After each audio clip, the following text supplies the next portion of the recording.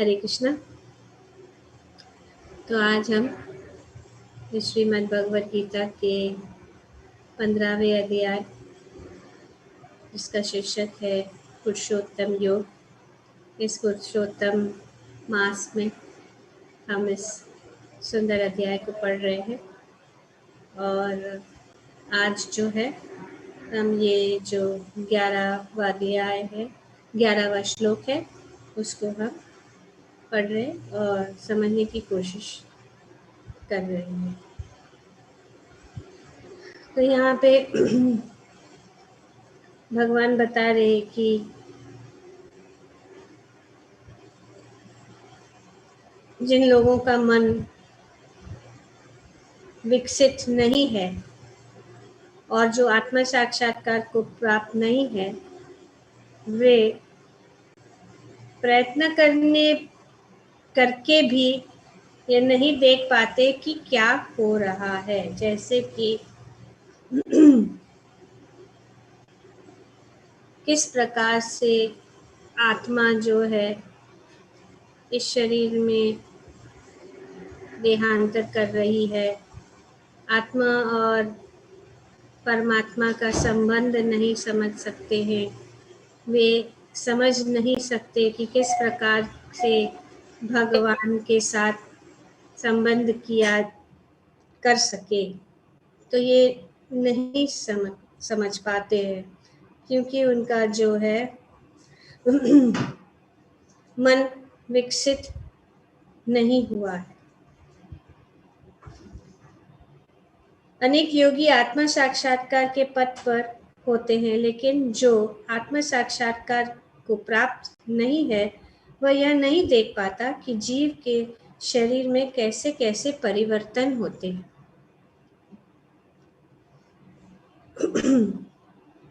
मैं इस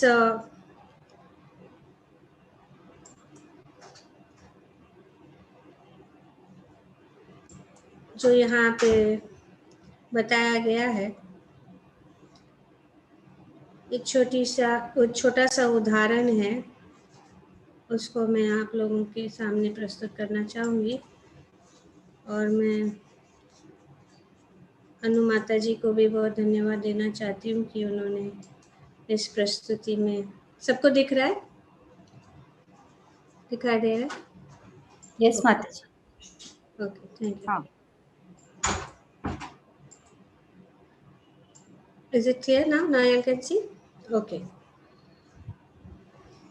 तो एक बार 6 जो है नेत्रहीन या अंधे व्यक्ति थे, वे हाथी के पास आ गए और वे हाथी के अनेक अनेक भाग पे खड़े थे। कोई पूंछ की ओर था, कोई उसके शरीर के पास था, कोई उनके पैर के पास था। इस प्रकार से वे जो है इस हाथी को वो स्पर्श कर रहे थे और समझने की कोशिश कर रहे थे। जो व्यक्ति, अंधा व्यक्ति जो हाथी के शरीर के पास था और वो हाथी के शरीर को स्पर्श कर रहा था, तो उसको वो कह रहा था कि ये हाथी, और ये जो है ये हाथी का वर्णन करने की कोशिश कर रहे कि ये क्या है। तो जो व्यक्ति हाथी के शरीर के पास था, वो कह रहा था कि ये हाथी या ये जो कुछ भी है, एक दीवार है। और दूसरा व्यक्ति जो है वो जो उनके दांत के पास था, उसने देखा कि ये तो बहुत ही तेज है, बहुत ही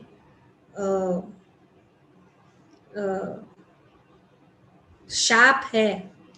तो उसने सोचा कि ये तो एक्चुअली नहीं, ये दीवार नहीं है, ये है उनका जो दांत। और ये एक क्या है, या उनका दांत को क्या कह रहे थे, ये एक तलवार या कोई बहुत ही शार्प चीज, बहुत ही तेज चीज है, जैसे को स्पीयर बोलते, स्पीयर को क्या बोलते हैं हिंदी में, आई डोंट नो, बट या व्हाटएवर। तो उसने देखा, कहा कि ये तो बहुत भाला।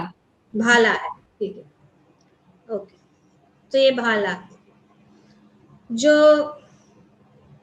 हाथी के सूंड को पकड़ रहा था और देख रहा था, समझने की कोशिश कर रहा था स्पर्श करके, वो हो रहा थी कि ये तो नहीं, ये तो सांप है, सांप।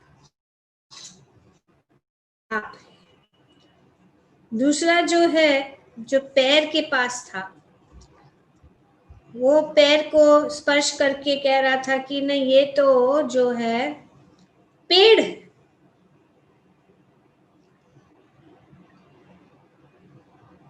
और जो उनके कान के पास था,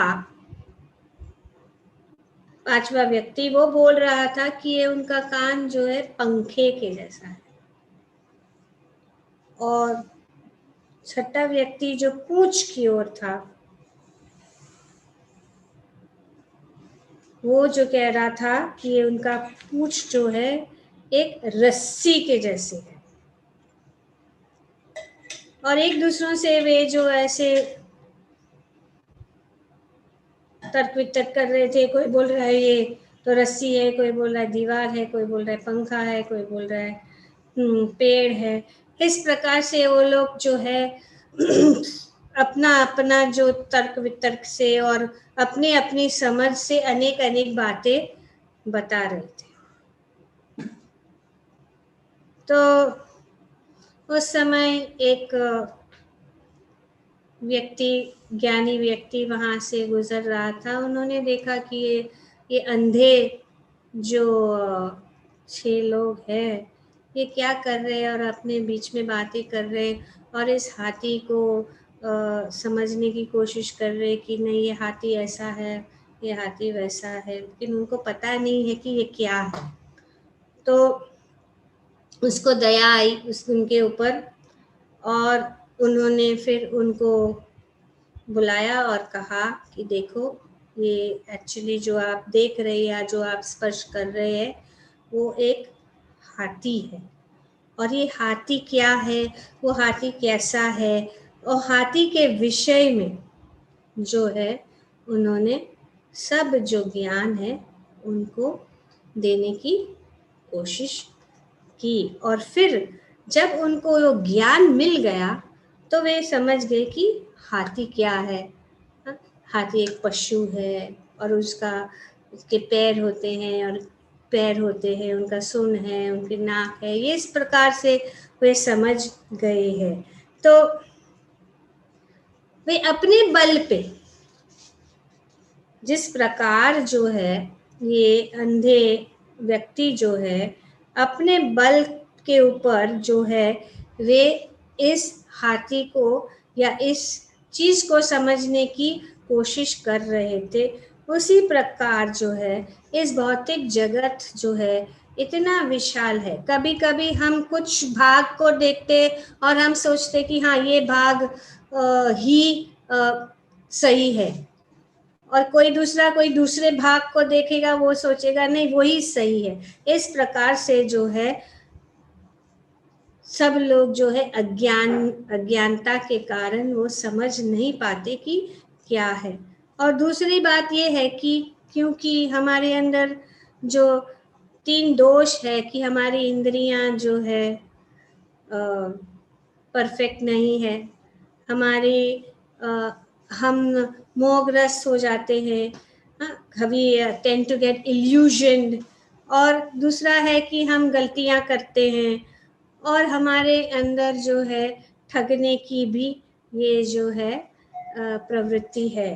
तो इस प्रकार से जो है हम जो है सत्य, परम सत्य को नहीं जान सकते। तो इसीलिए इस सत्य को जानने के लिए हमें जो है ज्ञान चक्षु, जैसे कि भगवान ने पहले बताया और यहाँ पे भी बताया गया है कि आत्म साक्षात्कार को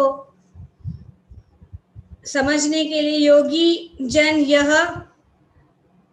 स्पर्श रूप से देख सकते हैं, योगी देख सकते हैं, जैसे कि उनको जो आत्म साक्षात्कार हुआ है वे जानते हैं कि क्या है क्या नहीं है, वे ही सब चीज़ों को देख सकते हैं, हम नहीं देख सकते। जैसे कि चाणक्य पंडित कहते हैं कि हम जो है फूल के अंदर सुगंध नहीं देख सकते हैं, तेल के अंदर जो सिंग दाना है, हाँ, वो जो है हम नहीं देख सकते हैं कि सिंगदाने के अंदर तेल को नहीं देख सकते, और लकड़ी के अंदर अग्नि को नहीं देख सकते, दूध के अंदर घी को नहीं देख सकते। तो इस प्रकार से उसको समझने के लिए, उसको जानने के लिए वो प्रोसेस होता है, और वो जो प्रोसेस है उससे हम जो है सब कुछ जान सकते हैं। तो यहाँ पे तात्पर्य में श्रील प्रभुपाद जी बताते हैं कि अनेक योगी जो है, और इस श्लोक में भी ये बताया गया कि लेकिन जिनका मन विकसित नहीं है और जो आत्म साक्षात्कार को नहीं जानता है, वो जो है वो देख नहीं पाता है कि क्या हो रहा है। अनेक योगी आत्म साक्षात्कार के पथ पर होते हैं। अनेक योगी जो है आत्म साक्षात्कार के पथ पर होते हैं, लेकिन जो आत्म साक्षात्कार को नहीं समझ पाता है, वो देख नहीं पाता है कि जीव के शरीर में कैसे हो रहे हैं। इस प्रसंग में योगिनः शब्द महत्वपूर्ण है। आजकल ऐसे अनेक तथाकथित योगी हैं और योगियों के तथाकथित संगठन है, लेकिन आत्म साक्षात्कार के मामले में वे शून्य है। अनेक अनेक प्रकार की के जो संगठन है, लेकिन वे जो है शून्य है। जैसे कि भगवद गीता के इस चौथे अध्याय के 28वें श्लोक में अनेक अनेक प्रकार की जो योगी है, अनेक अनेक प्रकार के प्रोसेस है, उनके विषय में भगवान बताते हैं। द्रव्य यज्ञ, तपो यज्ञ, योग यज्ञ, तथोपरे स्वाध्याय ज्ञान यज्ञश्च यतय संसित व्रताः। तो अनेक अनेक जो यहाँ पे संगठन है या अनेक अनेक रास्ते हैं जो आत्म साक्षात्कार को ढूंढने के लिए या समझने के लिए है। और यहाँ पे प्रभुपाद जी बताते कि वे केवल कुछ आजकल ऐसे अनेक तथाकथित योगी है और योगियों के तथाकथित संगठन है, लेकिन आत्म साक्षात्कार के मामले में वे जो है शून्य है। वे केवल कुछ आसनों में व्यस्त रहते हैं, और यदि उनका शरीर सुगठित तथा स्वस्थ हो गया तो वे समझते हैं कि वे ही सब कुछ है। तो इस प्रकार से यहाँ पे वर्णन किया गया है कि अनेक अनेक प्रकार के योगी है, और वो वे बताते हैं कि कुछ योग आसन है और ये अनेक अनेक जो प्रक्रिया है उसको करके जो है वे भगवान को समझ सकते हैं। जैसे कि यहाँ पे उदाहरण दिया जाए कि अनेक अनेक है, और एक है ये द्रव्य यज्ञ। किस प्रकार से अनेक अनेक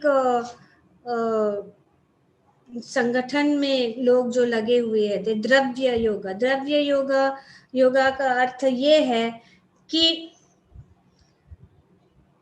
अपना सब कुछ जो है त्यागना, अपना अपने पास जो कुछ भी चीजें हैं, जैसे कि किसी के पास ये भगवत गीता है तो चौथा अध्याय का ये 28वां श्लोक को अगर आप ओपन करेंगे तो शब्दार्थ मेरे पास अभी है नहीं। Can you bring that Bhagavad Gita from there? Hare Krishna पढ़ू। कौन है? जय श्री। ओके, जय श्री। द्रव्य यज्ञ पहला जो बताया गया है तात्पर्य में। यस माता जी।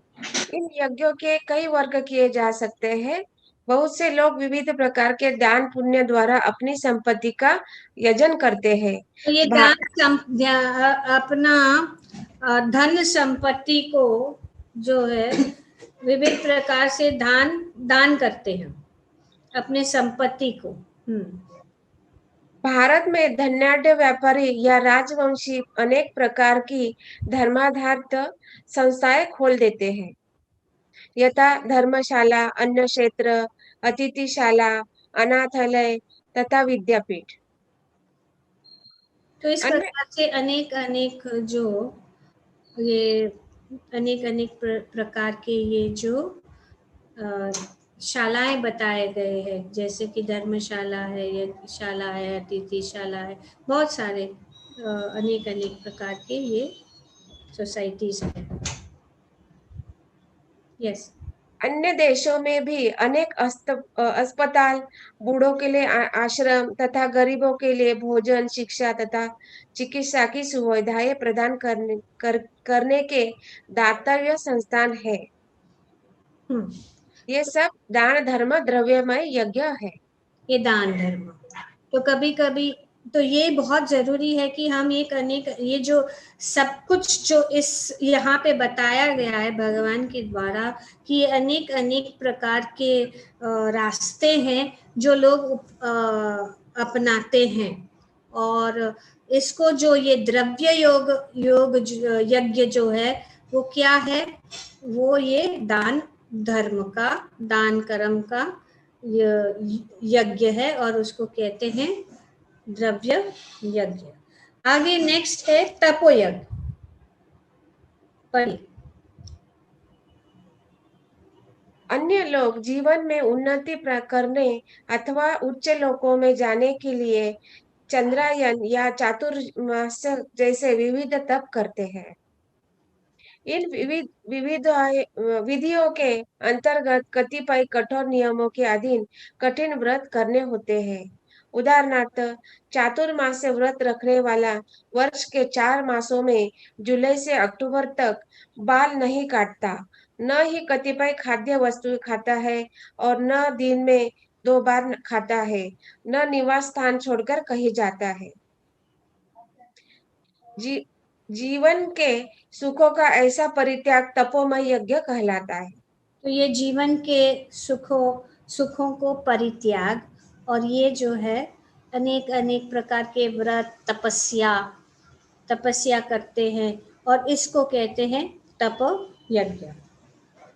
आगे कुछ लोग ऐसे भी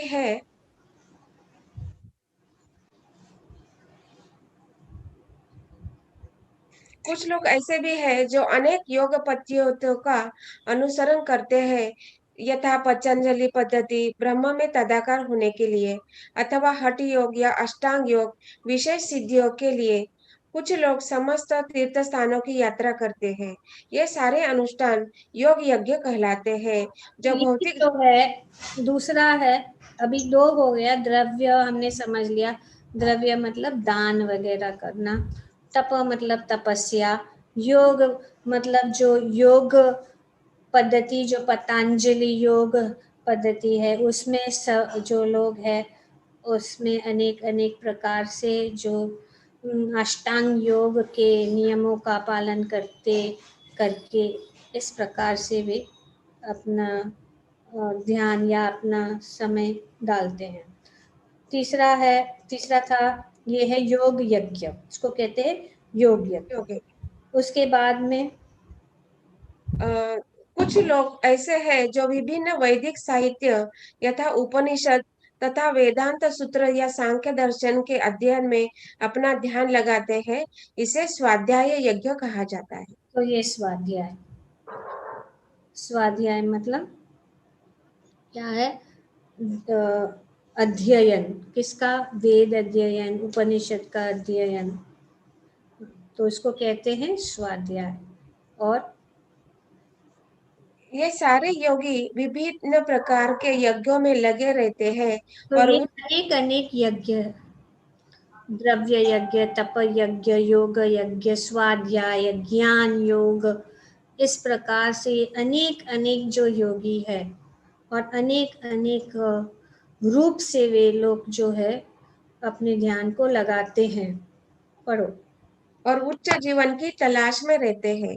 उच्च जीवन की तलाश, यहाँ पे बताते हैं कि ये सारे योगी विभिन्न प्रकार के यज्ञों में लगे रहते हैं और उच्च जीवन की तलाश में रहते हैं।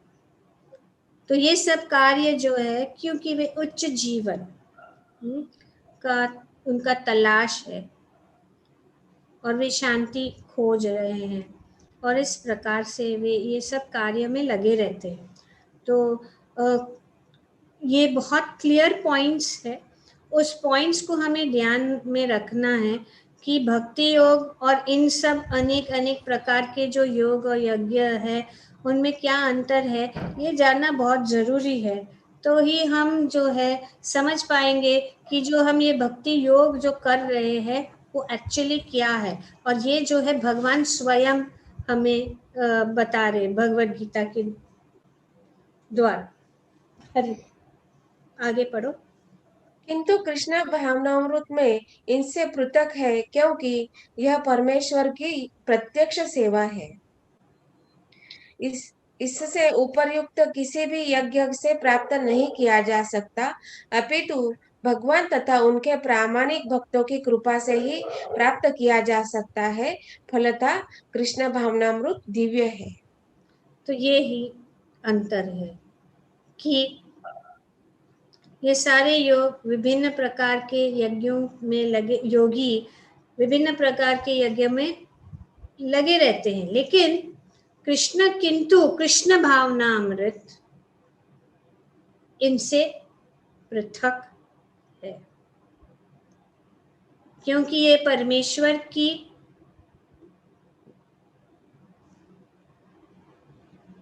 क्या है, वो प्रत्यक्ष डायरेक्ट सेवा है, डायरेक्ट सेवा है। तो यहाँ पे ये बताया जा रहा है कि क्यों कृष्ण भावना अमृत जो है पृथक है, क्योंकि ये डायरेक्ट है और ये सब जो प्रोसेस है वे सब जो है इनडायरेक्ट है। और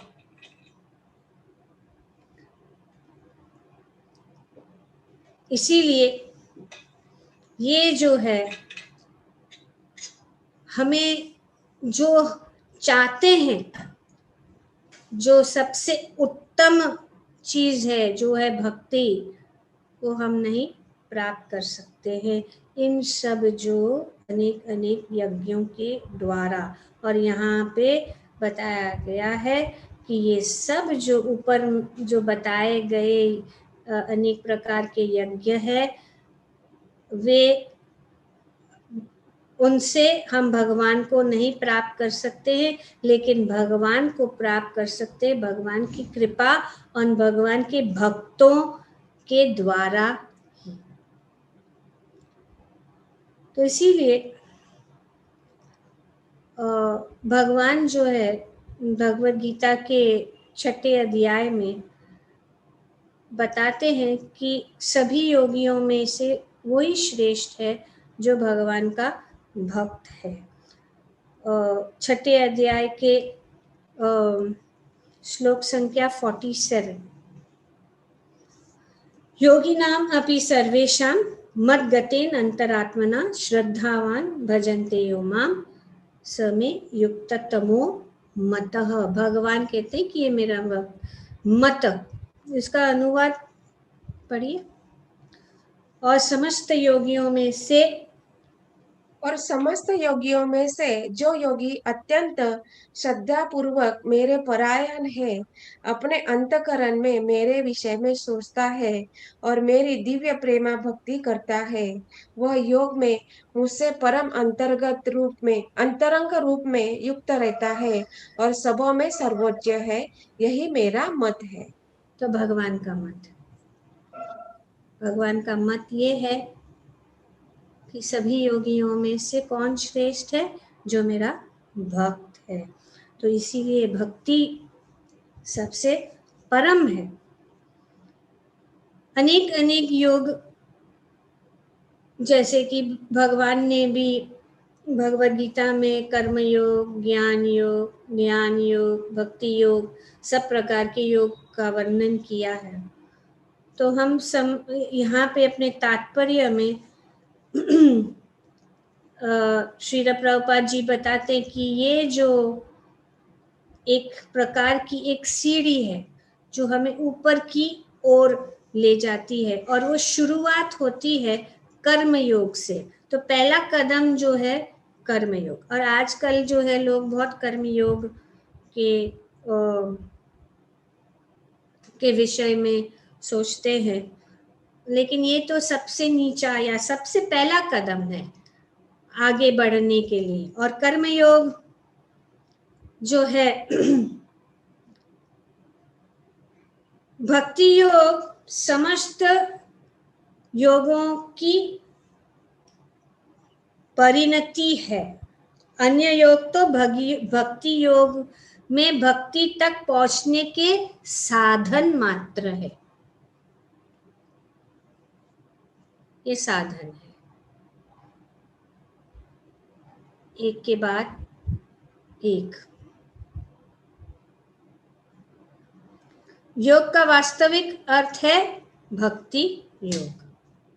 अन्य सारे योग भक्ति योग रूपी गंतव्य की दिशा में अग्रसर होते हैं। कर्म योग से लेकर भक्ति योग तक का लंबा रास्ता आत्म साक्षात्कार तक जाता है। सबसे ऊपर जो है वो है भक्ति योग, जिसमें हम आत्म साक्षात्कार कर सकते हैं। निष्काम कर्म योग इस रास्ते मार्ग का आरंभ है।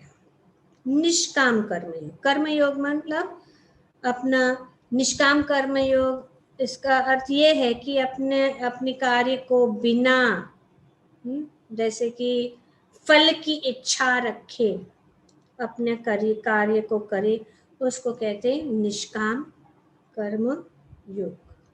तो ये निष्काम कर्म योग में एक्चुअली भी भक्ति से ही शुरू होती है, जहाँ पे हम जो कुछ भी करते हैं भगवान को अर्पण करते हैं, भगवान को केंद्र बिंदु बनाते हैं। तो दूसरा जो है, जब कर्मयोग में ज्ञान तथा वैराग्य की वृद्धि होती है तो यह अवस्था ज्ञान योग कहलाता है। अब ये ऊपर जा रहा है। कर्मयोग में जब ज्ञान और वैराग्य जुड़ जाता है तो कर्मयोग से वो ज्ञान योग के स्तर पे हम पहुंच जाते हैं। तो इसको कहते हैं ज्ञान योग। और ज्ञान योग में अनेक भौतिक विधियां से परमात्मा के ध्यान में वृद्ध होने लगती है और मन उन पर लगा रहता है, तो उसे अष्टांग योग कहते हैं। तो कर्म योग से ज्ञान योग, और ज्ञान योग से अगर उसमें ध्यान, परमात्मा के ऊपर ध्यान अगर मिलाया जाए तो वो क्या हो जाता है? अष्टांग योग।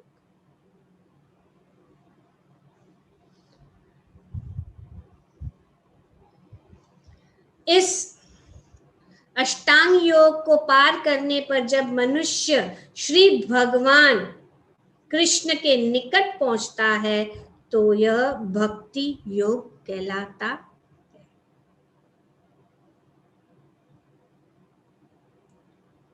अब ये ऊपर अग्रसर होता है, कहाँ?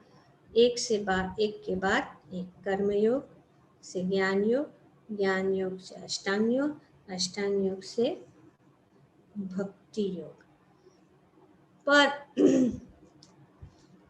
अगर कोई कर्म योग से आगे नहीं बढ़ता तो उसको जो है उसको कर्मयोगी बोला जाता है। जो ज्ञान तक जाता है, आगे नहीं बढ़ता है, उसको कहते हैं ज्ञान योगी।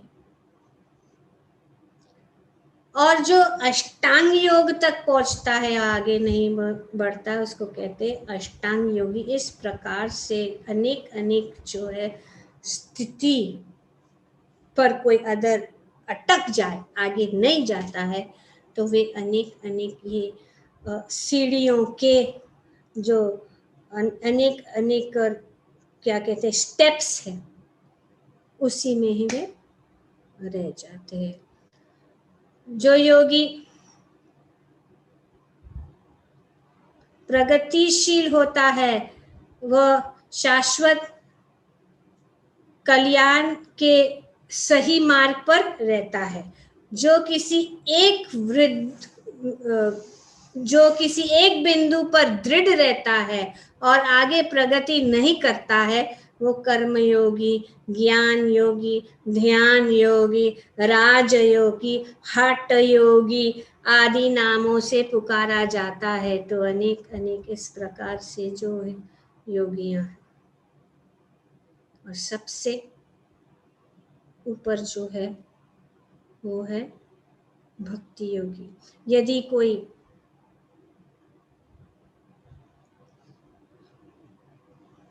इतना भाग्यशाली होता है कि भक्ति योग को प्राप्त हो सके, तो यह समझना चाहिए कि उसने समस्त योगियों को पार कर लिया है। भक्ति योग मतलब सभी योग पद्धति को पार कर लिया है। अतः कृष्ण भावना भावित होना योग की सर्वोच्च अवस्था है। ठीक उसी तरह जैसे कि हम यह कहते हैं कि विश्व भर के पर्वतों में हिमालय सबसे ऊंचा है, जिसकी सर्वोच्च चोटी एवरेस्ट है। तो ये भक्ति योग जो है, तो भक्ति योग जो है भगवान के प्रति प्रेममय सेवा, जो बाकी के योग पद्धतियों में नहीं प्राप्त होती। जो भक्ति योगी है, जो भक्ति योग तक पहुंच गया है, ये सभी योग जो है वो करता है। कर्म, निष्काम कर्म। तो जब हम निष्काम कर्म योग, जो पहला कदम है, वो भक्ति योग में भी है। सब कुछ सम्मिलित है भक्ति योग में, इसके लिए पूर्ण है। कर्म योग भी शामिल है, ज्ञान योग भी शामिल है, जैसे कि हम ज्ञान प्राप्त कर, है कि नहीं? ऐसा नहीं है कि हम जैसे ऐसे ही भगवान को की सेवा में लगे हैं भावुकता से। नहीं, ज्ञान भी है, कर्म भी है, अष्टांग योग भी है। जैसे कि हम जप करते हैं, ध्यान करते हैं, हाँ, भगवान के श्री चरण कमलों के ऊपर ध्यान करते हैं। Okay, let me stop the share. तो ये समझ में आ गया, तो मैं इसको क्लोज करती हूँ। तो पहला है कर्म योग, ज्ञान योग, अष्टांग योग एंड भक्ति योग top most. Sorry, Mataji, we are not seeing the other slides actually. We are still seeing the elephant slide only. Oh, you haven't seen the others? Okay. Mhm. And I'm going on talking, but you didn't mention. Okay. But I moved from one to the other. Okay. Let me just share again.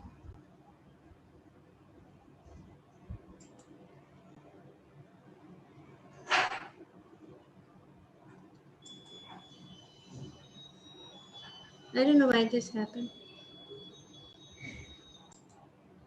Now you can see? You can see this? Yes, Mataji, now we can see. Yeah. Okay. So यहाँ पे आप देख रहे हैं कि एक सीढ़ी यहाँ है. मैं अनु माता जी को धन्यवाद देना चाहती हूँ कि उन्होंने बहुत समय लेके इसको बनाया है हम सब के लिए. अच्छा हुआ कि आपने मुझे बताया, नहीं तो उनका सब जो एफर्ट्स. पहला स्लाइड भी मैं शेयर करती हूँ. Let me just see how do I go to that slide. I'm playing the presentation and still it's not coming. Mataji, you can click on that backspace. It will go on the previous slide while you are sharing the screen. What did you say? Click on backspace button, backspace, to go back, and press on space to go in front. I was pressing backspace right now. I think that one. Place the mouse somewhere on the, yeah. Now you can click.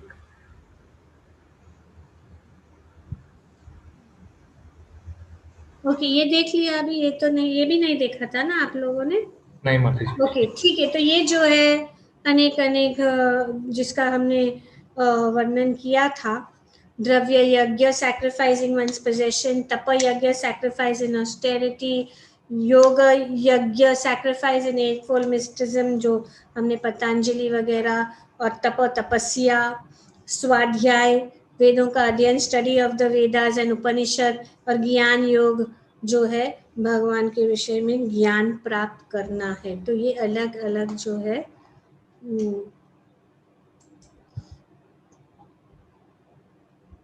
अलग प्रकार के जो यज्ञ है उनका चर्चा हमने किया. और ये जो है यहाँ पे हमने देखा कि किस प्रकार से कर्म योग, ज्ञान योग, अष्टांग योग और भक्ति योग. तो ये जो लैडर है वो ऊपर जाता है. ठीक है. तो जब कोई ऐसे ही नीचे के ही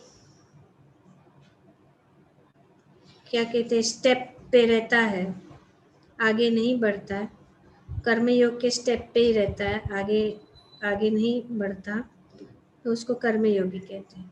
फिर उसके आगे अगर वो ज्ञान योग पे आ गया, ज्ञान योग में ही रह जाता है, तो ज्ञान योगी, अष्टांग योगी ऐसे कहा जाता है. ओके. तो इन सब इसीलिए भगवान जो कह रहे हैं कि सभी योगियों में से भक्ति योगी श्रेष्ठ है, क्योंकि भक्ति में सब कुछ है. कर्म योग, कर्म है, ज्ञान है, अष्टांग योग जैसे कि हम ध्यान करते, जपा, मेडिटेशन. जैसे कि आज मंदिर में भी बहुत सबको निवेदन किया गया कि सब लोग ज़्यादा माला कीजिए, 64 माला कीजिए. तो ये जो है ये भी है ध्यान, भगवान के नामों के ऊपर ध्यान. और दूसरा है भगवान की भक्ति.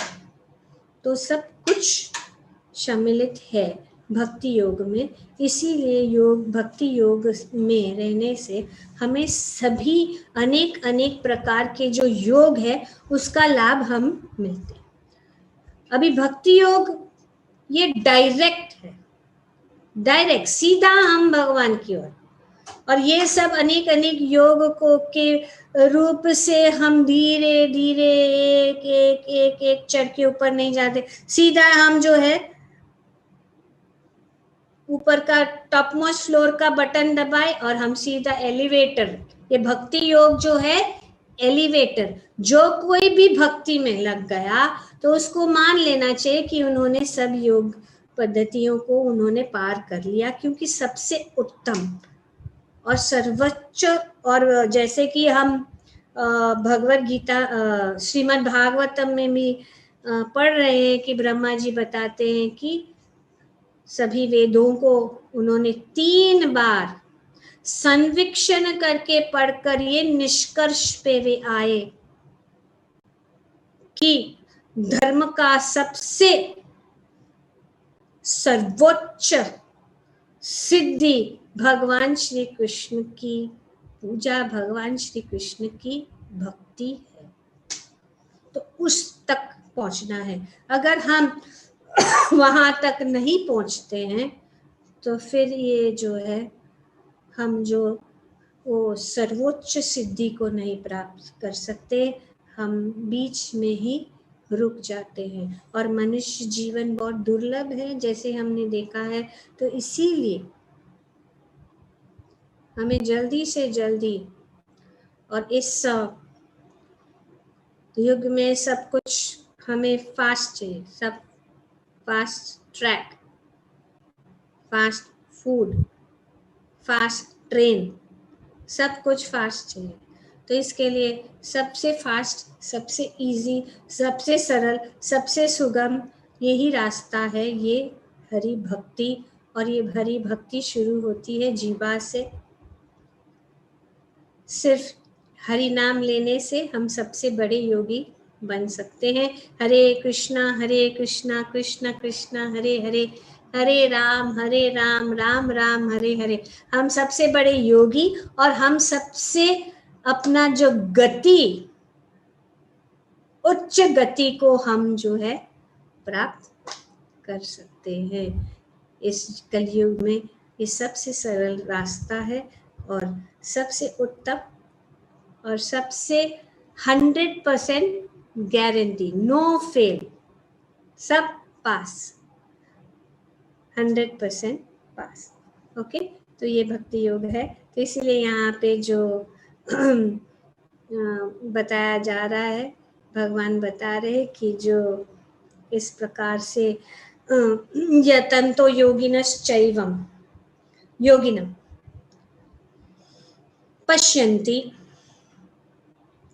जो कोई भी यतन्ता मतलब जो प्रयास कर रहे हैं, योगिना पश्यन्ति, वे देख सकते हैं, आत्मनि, किस प्रकार से ये आत्मा जो है शरीर में अग्रसर हो रहा है, और हमें किस प्रकार से हम आत्म साक्षात्कार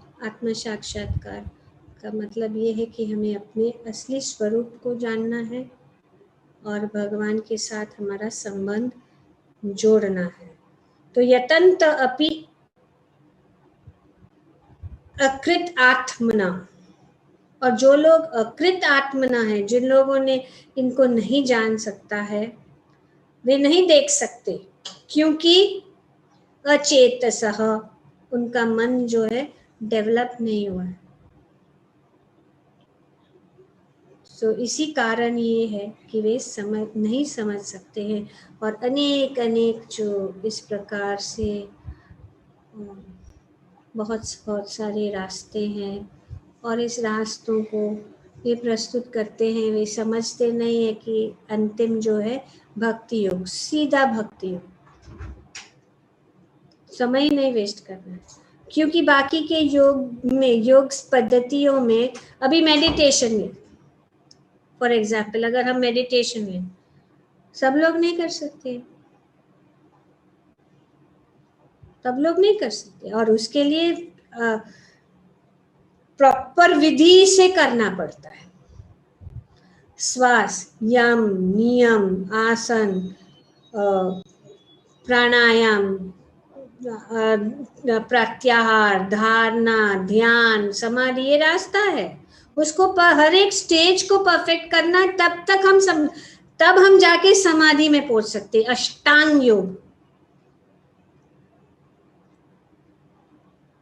इजी नहीं है, सबके लिए संभव नहीं, लेकिन भक्ति योग, एक छोटा सा बच्चा, हमारे जो इतने सारे बच्चे हैं यहाँ पे आसानी से भगवान का नाम लेते हैं।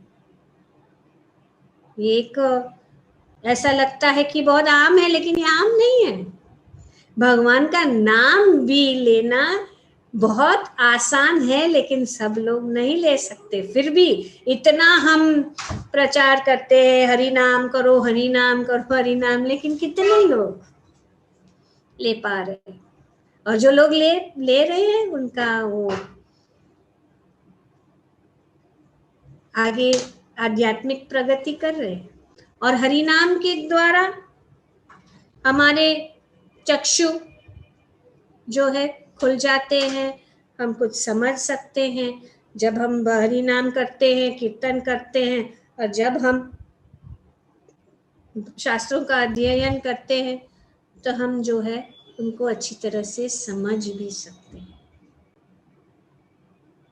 तो ये प्रत्यक्ष रूप से हम देख सकते हैं, और कोई भी कर सकता है, कोई नियम नहीं है, कोई भी भक्ति योग में लग सकता है, इतना आसान है। यहाँ पे बताया गया है सिर्फ भक्ति योगी जो है वो ही सब कुछ जान सकता है बिना कोई कठिनाई। ठीक है, हरे कृष्णा। तो ये